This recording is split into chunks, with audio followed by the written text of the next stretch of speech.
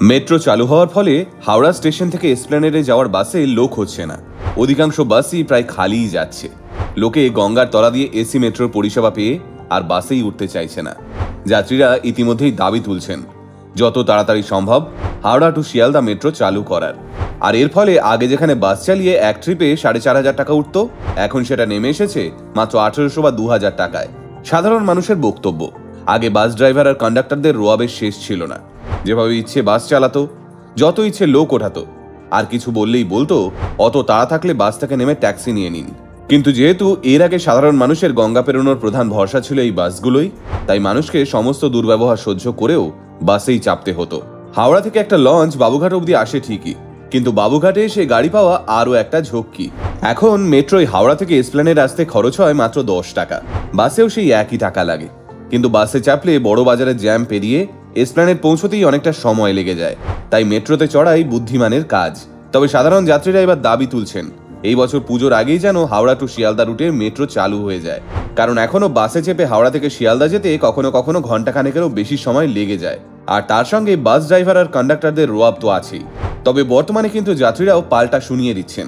বিরক্ত যাত্রীদের মধ্যে কেউ কেউ বলছেন এমনিতেই এখন লোক পাচ্ছ না, এরপর হাওড়া শিয়ালদা মেট্রো চালু হলে কিন্তু বাসগুলোকে শুধু বিয়ে বাড়িতেই ভাড়া কাটতে হবে।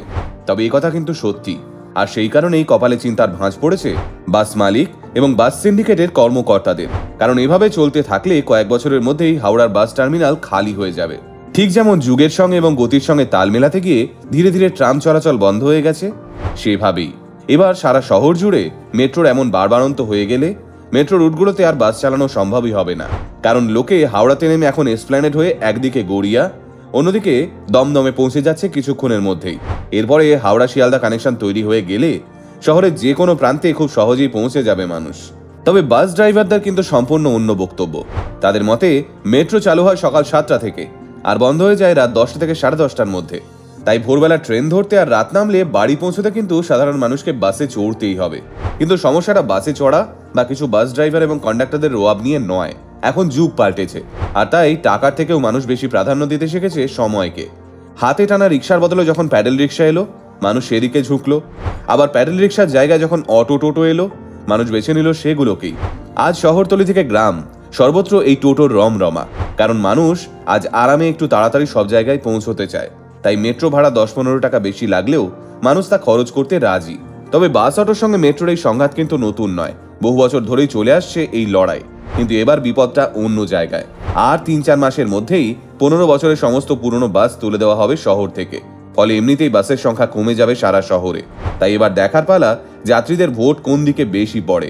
কারণ গঙ্গার তলা দিয়ে পাতাল ভ্রমণের আকর্ষণ প্রথম রাউন্ডে বেশ খানিকটা এগিয়ে রেখেছে মেট্রোকে। এবার যদি হাওড়া শিয়ালদা রুটে মেট্রো চালু হয়, তবে সত্যি সত্যি অনেকটা পিছিয়ে পড়বে প্রাইভেট বাস। ফলে চাকরি হারাতে হবে অনেককেই। এই বিষয় নিয়ে আপনাদের কি মতামত কমেন্টে জানাতে ভুলবেন না কিন্তু। এমন আরও ইন্টারেস্টিং ভিডিও দেখতে আজই ফলো করুন আমাদের পেজ আল্টিমেট মোটিভেশন। আমাদের একমাত্র YouTube channel ultimate motivation official subscribe করতে ভুলবেন না কিন্তু। আল্টিমেট মোটিভেশন, বাংলায় মোটিভেশন, বাঙালির মোটিভেশন।